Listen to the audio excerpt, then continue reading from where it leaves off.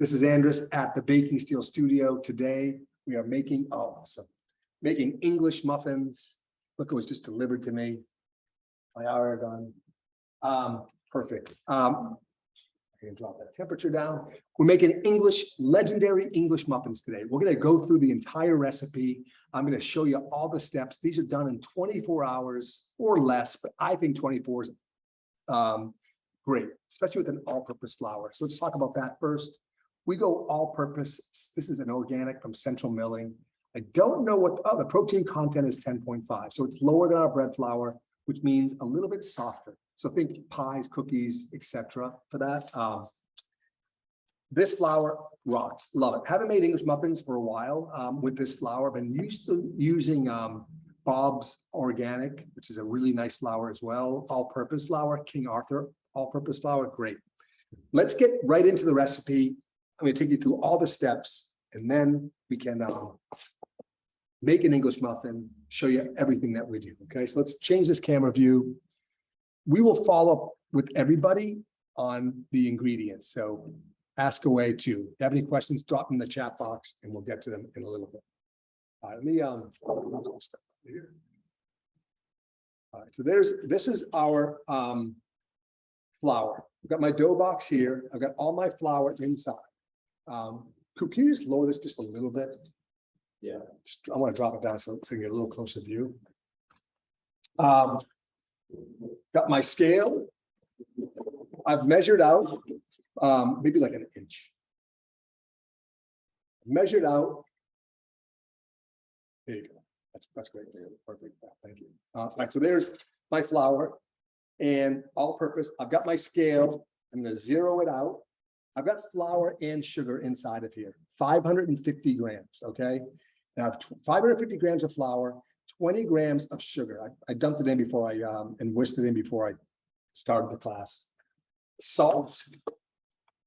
I'm using a fine sea salt. I'm going to use 20 grams. So I've got my scale zeroed out. I just literally put 20 grams. This is fine salt. 20 grams. Take my whisk and just whisk it around. I like these containers because I can just kind of mix everything inside. Right? And now, once I whisk that pretty good, I want to take some yeast. And for my yeast, I might need to use a micro scale. And this is smaller. I want to show you what this can do. Here, this can measure to the 1/100th of a gram, which is, and I got it wet. Unbelievable. I got it wet this morning. It's not working. I might need to change the battery. We'll wait till it to dry. Anyway, this measures to 1/100th of the gram. I've done this enough where I can kind of show you what it's like 1/4 of a teaspoon of yeast. That's that much. Okay. It's a minuscule amount. And what I'm going to do is going to dump this right into my flour, salt, and sugar. And I'm going to whisk that around. This is just like our pizza dough. Really simple, guys. Really easy to do. Once I whisk that, now next, I'm going to add my water. My water, I add in 350 grams. So I tear my scale out first. And next, I'm going to add 350 grams of water, which is about 1.5 cups. I use filtered water because I drink filtered water. So I cook with filtered. Really simple. I literally just dump this in. Right, real easy. That's 350 right there on the button. Now what I'll do is I'll take my container. I like these dough scrapers. I want to keep my hands clean as long as I can. And I'm just going to like kind of move everything around just so the water and the flour can hydrate. You can see how loose those puddles are in there. I'm just trying to make sure there's no puddles. And this dough is very sticky too, right? Because of all the water, the hydration. And next what I'll do is I can mix. For me, I like to do one clean hand and one hand I'm gonna get into the flour. In fact, I'm gonna take my bracelets off just because it gets stuck to those as well. And I'm gonna put my hand inside and just lightly press it like that. And I can fold it over and just kind of pressing it in my hand. I'm just trying to remove all of the dry clumps. So as I go, I just kind of flip it up and I'm just kneading. They call this the knead, right? And I like using these containers because I'm keeping all of the flour and the contents in the container. So my shelf, my countertop, minus this one piece here, is super clean. So the bowls come in really handy. Once I do this for about 2 or 3 minutes, you can see it's getting stuck pretty good to my hand. I scrape off my hand. At this point, what I can do is I can remove it from the container. Let me go back to the screen for a second. I can remove it from this container and then just clean my container out. I like to work with a very clean, or I could have my second container already cleaned, just push my dough into that new container. And then what I'll do is show you. I would just clean this out and then put my dough right back in. But for the sake of class, I'm going to cover this up. Just rinse my hand out quick. I like to do that because I just like I like to work with clean containers. So my dough is thoroughly mixed. So now I'm going to take this, close it up, and guess what? I might add some oil to this. I might add like 20 grams of avocado oil or olive oil after I've kneaded it, just to kind of knead that in as well. I'm gonna skip that step too, just so you guys don't have to see me get my hands all dirty again. But I would just knead some dough, oil into the dough, and that oil is going to creep into these glutens and kind of help soften that bite just a little bit, which is really cool for English muffins. So I've done that already, right? I'm gonna let this sit for 24 hours. That's my recipe. So I did this yesterday, okay? And the dough proofed overnight. I got up early this morning and I made English muffin balls. So I portioned them into 100 grams. We're going to do that step next. Then once we do that, we let those balls sit for another 3 or 4 hours, and then we bake them, okay? Or fry them on the griddle. So let's go to the next step. Take one of the balls that I've made. And here, I like to use semolina flour. I'm gonna go back top down again, just so you can see what I'm doing. I took one portion out of my container, okay? This is 100, like an 85, 90 gram portion. And this is a really interesting step here. I put some semolina flour down, right? It's sticky, okay? And now I'm gonna cup my hand like this and just kind of do a rolling technique. I put some more semolina flour down. It helps it not stick so much. This part's a little tricky. I want to press my hand down, just do these circular motions and press and cup, right? You can see I'm just kind of forming a ball. And then I do this enough. If it gets stuck on my hand, put some more semolina flour on there, right? Not a lot, just a little bit. I just kind of lightly press, and you can see just forming a ball, like it was Play-Doh. And now I've got this beautiful ball. You can see 85 gram dough ball makes an English muffin. I'm gonna put these back in my dough container. I've got another container back here with a bunch of these in there.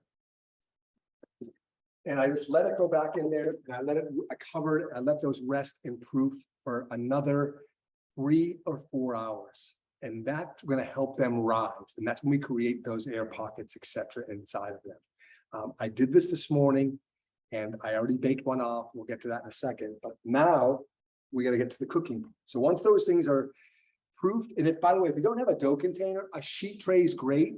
Just dust them on top with like a semolina flour. This is a great version of from Bob's Red Mill, which I love. I like the Velcro they have too. Pose is really nice. Get this almost any market. This is awesome. So this is a semolina flour. It's durum wheat, made for pasta, very thin. It's great. I usually just keep a nice container here So after I make all my balls, I sprinkle them. I kind of just take my semolina, I sprinkle them all because we like that coating they get when we go to make our English muffins, right? Anyway, that's that. So now 4 hours later, which brings us to now, I've got my baking on my stovetop. This is an electric stovetop. I have my Baking Steel Mini cooking, preheating. I'll give you a close up of this in a second. For about 10 minutes, I'm at about 300 degrees. I did pretty good. So to me, how I do that is I blast it on high, and then I drop it all the way down to low. Now, when I go to high, it's got. Let me get a big picture here. Let me see if you guys can see what I'm doing. I'm going to show you what I mean by that.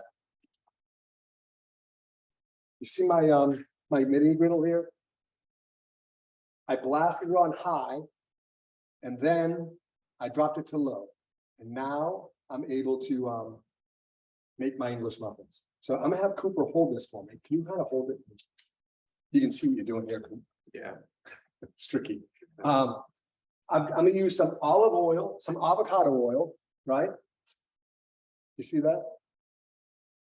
I got a little oil. I place it right in the center of it.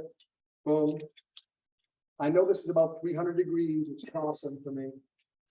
I'm gonna grab one English muffin. Oops. What's that? Yeah, oh yeah, plenty of, yeah, totally. I'm gonna drop that right in the oil, right? You can see, and I'm gonna put the timer on. You can hear it frying a little bit in the oil. Timer, 5 minutes, boom. I set my timer to 5 minutes, and we'll get to that back in a second. That's good. Thanks. You might do that again. So I set that timer for 5 minutes, and I'm frying it right here for 5 minutes on each side. Boom and boom. And then we're done.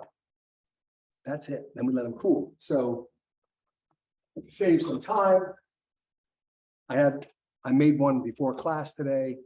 I didn't have my IR gun, so it was a little bit hot. It was probably like 340-ish. You can see, it's awesome. I made it. This is like a 100-gram version of it. It's a really nice English muffin. I'll cut open. Let's cut this open now, in fact. So here's how I open these up. Okay, I take a serrated knife, and I just kind of lightly cut around the sides.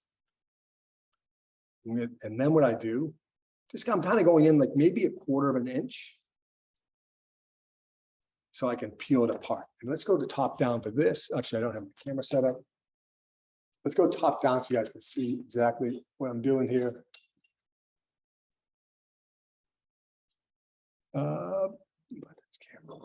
So you can see I've got my English, I've kind of gone around the edge just enough.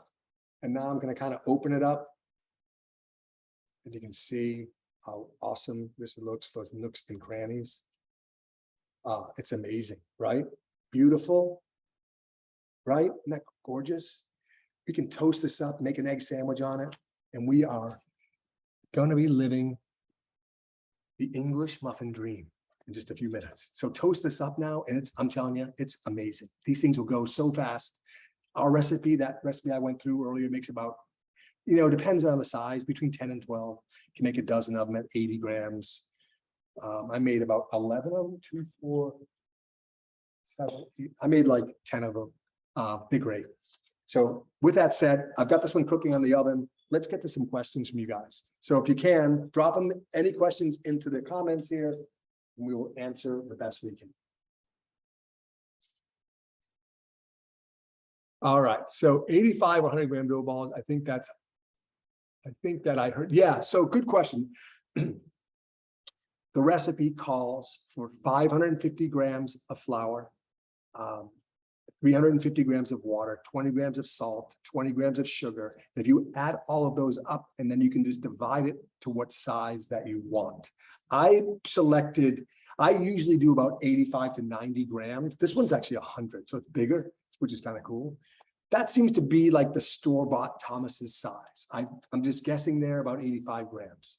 The hydration is 70%. Actually, it's a little bit lower.